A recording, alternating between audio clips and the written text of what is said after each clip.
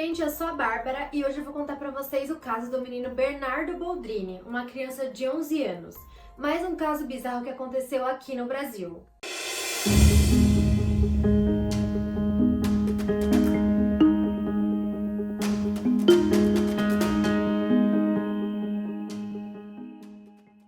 O caso ocorreu no ano de 2014 na cidade de Três Passos, no Rio Grande do Sul.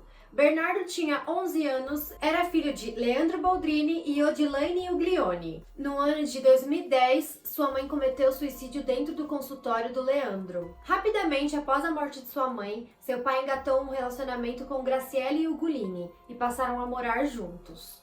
Seu pai era médico cirurgião geral e, além de trabalhar no hospital da cidade, ele tinha uma clínica própria onde realizava outros procedimentos. Já Graciele era enfermeira e foi daí que eles se conheceram. Ela trabalhava para o Leandro. O pai de Bernardo diz que ele era uma criança muito difícil, não tinha um bom desempenho escolar. Depois de levá-lo a diversos psicólogos, ele passou a tomar remédios controlados, como a Ritalina e um estabilizador de humor. A cidade era muito pequena. Como Leandro era um dos únicos médicos, a maioria dos pacientes passavam com ele, então todos eles observavam o relacionamento da família. Posteriormente, os moradores da cidade, principalmente os pais dos coleguinhas de Bernardo e os vizinhos, relataram que Bernardo dificilmente dormia na sua casa. Ele estava sempre na casa de um e de outro. Ele dormia na casa dos vizinhos, cada final de semana dormindo na casa de um amigo, porque ele tinha uma relação muito difícil com a sua madrasta, e era tão difícil que começou a afetar a relação dele com o pai. Disseram também que Bernardo aparecia na casa dos amigos para almoçar, para jantar, porque ele sempre estava com fome, ele nunca comia na casa dele. Dentre as famílias que acolhiam Bernardo quando ele não dormia em sua casa, a maioria relatou que Bernardo estava sempre mal vestido. Tava nítido que ninguém comprava roupa para ele há muito tempo, inclusive os calçados que ele usava eram muito grandes para ele. Eram calçados que o pai dele, quando não usava mais, dava para o menino usar.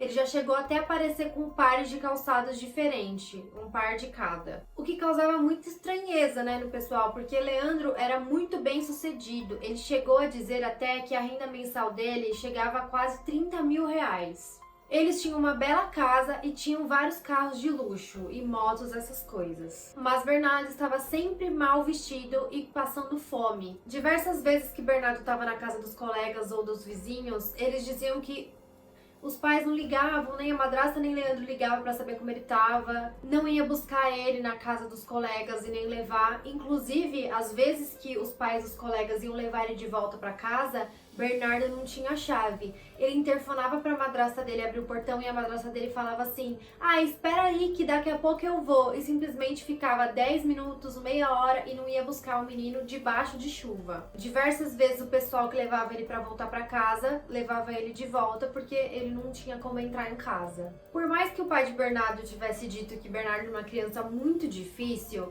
era o contrário do que o pessoal que conhecia ele dizia. Dizia que ele era uma criança muito carinhosa, muito carente, precisava de atenção, ele queria abraço, ele queria se sentir amado. Até que no dia 11 de fevereiro de 2014, Bernardo foi caminhando sozinho até o fórum da cidade e disse pro juiz que ele queria morar com outra família, porque onde ele morava ele não se sentia amado. Ele tinha muitos problemas com a madrasta, que vivia xingando ele, e o pai dele simplesmente o ignorava, não dava atenção, trabalhava demais. E ele insistia que queria morar em outro lugar. Diante do relato da criança, o juiz chamou seu pai, que compareceu ao fórum, e se comprometeu a melhorar a relação com o filho no prazo de 90 dias, quando faria uma nova audiência com o menino Bernardo para saber se realmente tinha mudado ou não. Então, depois que Bernardo foi até o fórum reclamar sobre sua família, tudo começou a piorar. Menos de 2 meses depois, no dia 7 de abril de 2014, Leandro compareceu à delegacia dizendo que o filho dele tinha desaparecido. Disse que na sexta-feira, no dia 4 de abril, ele tinha saído à tarde com sua madrasta para a cidade vizinha, Frederico Westphalen,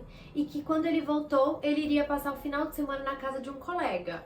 Só que ele nunca voltou. Então foi constatado pela polícia que Bernardo desapareceu no dia 4 de abril de 2014, no mesmo dia que ele havia ido para outra cidade com sua madrasta. Os coleguinhas disseram que ele nunca apareceu na casa deles para passar o final de semana. Depois que a polícia ouviu os moradores da cidade, que foi tudo aquilo que eu contei para vocês, eles começaram a desconfiar da madrasta e do pai do garoto. Ainda mais depois de Bernardo ter ido pro fórum dizendo que queria morar com outras pessoas porque ele estava sendo maltratado na própria casa. O que causou muita estranheza na época foi que Leandro ligou para uma rádio para noticiar o desaparecimento do filho dele, e quando ele falava sobre o próprio filho, ele falava assim: eu queria noticiar o desaparecimento desse garoto, desse guri. Esse garoto morava com a gente, então ele fala do passado, ele morava com a gente, sabe? E isso causou muita estranheza, né, pras pessoas, porque a pessoa tem o próprio filho desaparecido e nem fala, meu filho desapareceu. Ele falava assim, esse garoto, esse guri. Até que 10 dias depois do desaparecimento de Bernardo,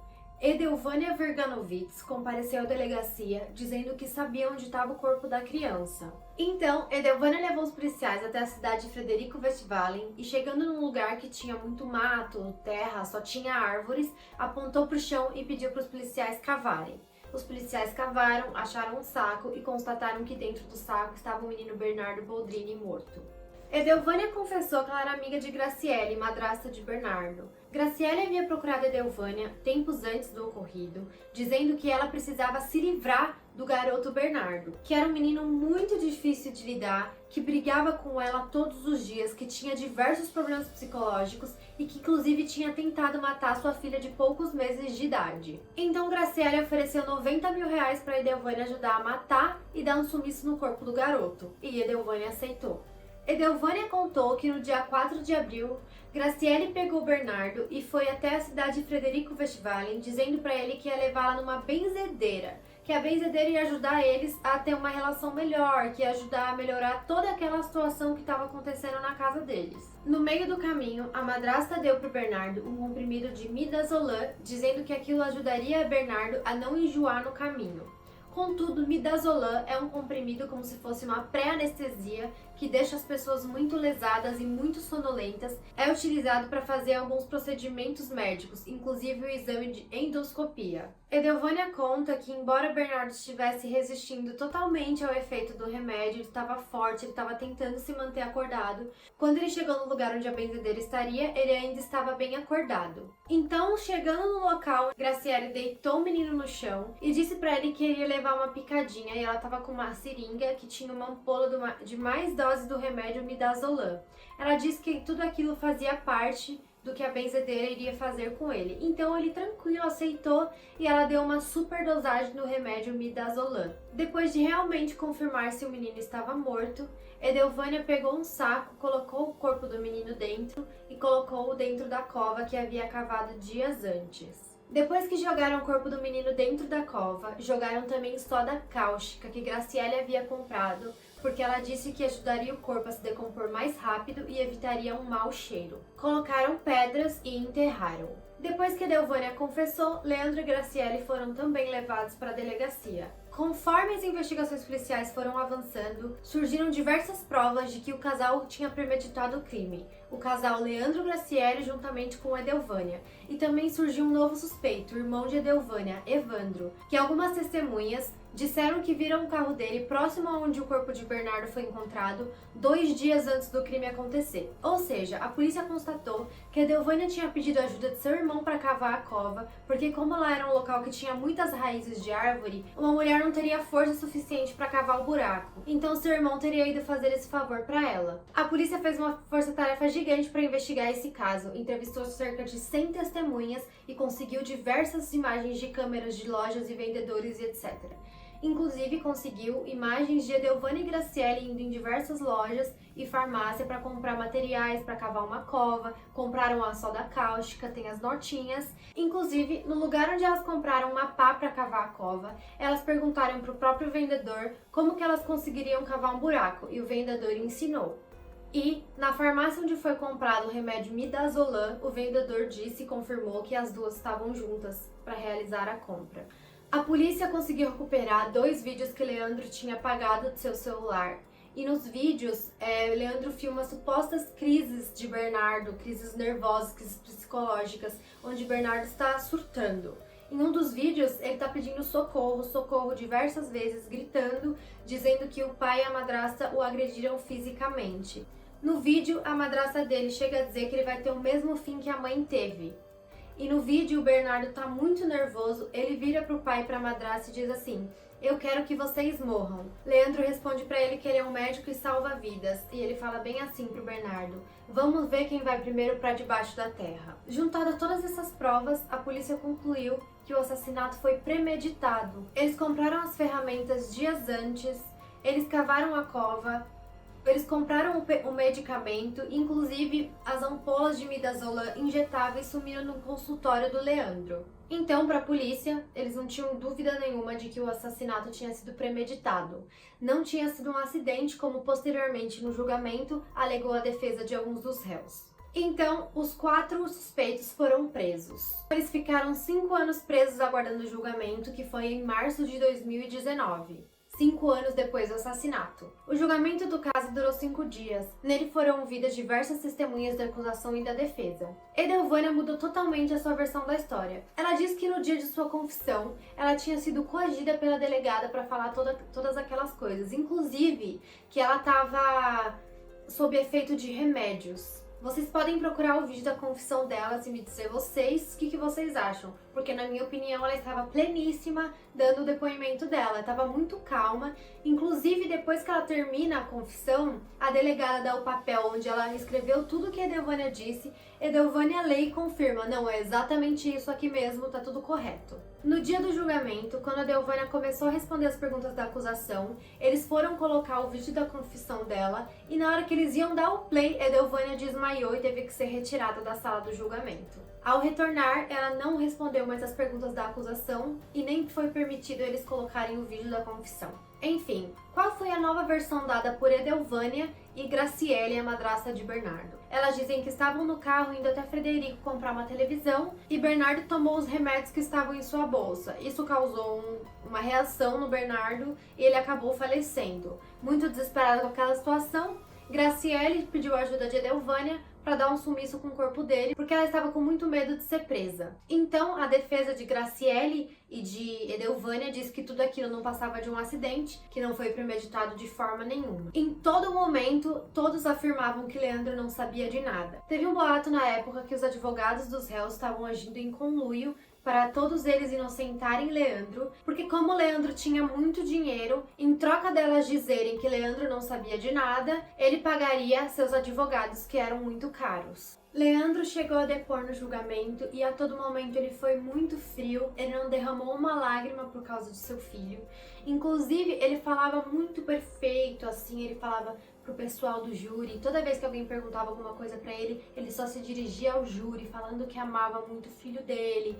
Em todo momento ele estava muito calmo, também parece que estava à base de remédios, mas ele não chegou a derramar uma lágrima por causa do seu filho. Dentre as acusações de Leandro, estava o fato de que quando Bernardo supostamente desapareceu, Leandro sabia que Bernardo tinha esquecido o celular dele em casa. Mesmo assim, Leandro ficou ligando várias vezes para Bernardo como se fosse um álibi, para ele fingir que realmente estava procurando um filho. Porque ele sabia que Bernardo tinha esquecido o celular, então não teria por que ele ficar ligando para o celular do filho procurando ele. Inclusive, as ampolas do midazolam injetáveis que tinham sumido, elas tinham desaparecido do consultório de Leandro. As pessoas que trabalhavam na clínica dizem que esse tipo de coisa era muito controlado quando essa medicação sumia. Então, embora Leandro soubesse do sumiço, não fez nada. E a receita utilizada para comprar o remédio midazolam tinha sido assinada por Leandro. A defesa tentou dizer que a assinatura não era de Leandro, que tinha sido falsificada. Os peritos analisaram a receita com a assinatura de Leandro, mas eles não tiveram nenhuma conclusão para saber se realmente Leandro tinha assinado ou tinha sido falsificada. Leandro, quando descobriu que o Bernardo tinha desaparecido, foi até a delegacia. Quando a semana começou, na segunda-feira de manhã, ele foi trabalhar normalmente, mesmo sabendo que seu filho tinha desaparecido. Inclusive, algumas testemunhas disseram que ele chegou assoviando bem tranquilo no trabalho. Aí eu te pergunto, que pai em sã consciência descobre que o filho desapareceu, vai trabalhar tranquilo um dia depois? Os policiais contam que quando noticiaram Leandro sobre a morte de Bernardo, Leandro não esboçou nenhum tipo de reação, não derramou nenhuma lágrima, não ficou triste nem nada. Os policiais acreditam que foi tão premeditado o assassinato que desde o dia que que o Bernardo desapareceu, eles não se falavam mais por telefone, porque sabiam que os telefonemas iam ser grampeados e que Edelvânia tinha ido para outra cidade comprar essa televisão só para construir um álibi. Realmente ela foi, comprou a televisão, então a todo momento eles sabiam que posteriormente eles podiam ser gravados, a polícia ia atrás deles, então eles premeditaram um passo atrás do outro para depois ninguém suspeitar deles. Gente, eu assisti uma semana de julgamento, então tem muita informação e se eu contar tudo aqui pra vocês, isso aqui vai virar um filme. Na internet, inclusive, acredito que tem o julgamento gravado, eu acho que tem no YouTube, porque eu assisti por lá, e se vocês quiserem assistir é só procurar. Depois de todo o ocorrido em 2014, a polícia decidiu reabrir o caso do suicídio da mãe de Bernardo. Porque, gente, se vocês lerem na internet sobre esse caso, realmente foi muito estranho. Ela se matou com um tiro na sala no consultório do Leandro. Na cena do crime tinha muitos sinais de luta, e se fosse um suicídio não teria, era só um tiro na cabeça e acabou. Ela se matou 3 dias antes de assinar o divórcio com o Leandro, e nesse divórcio ela ganharia cerca de R$1,5 milhão e ela ia receber uma pensão bem alta. Mas na época, o inquérito foi novamente arquivado e concluído que era suicídio. Leandro nega o envolvimento, ele diz que é inocente até hoje, ele fala que amava o filho dele, não tinha ideia do que aconteceu. Graciele diz que tudo foi um acidente e a todo momento ela diz que Leandro não participou de nada. Edelvânia diz que foi um acidente também. Ela fala que o irmão dela não participou de maneira nenhuma. Aí vocês podem me perguntar, por que Graciele e Edelvânia negariam tanto a participação de Leandro? Porque, na minha opinião, como Leandro não participou do crime em si, ele só premeditou, se elas admitissem que ele participou, elas estariam admitindo que foi premeditado.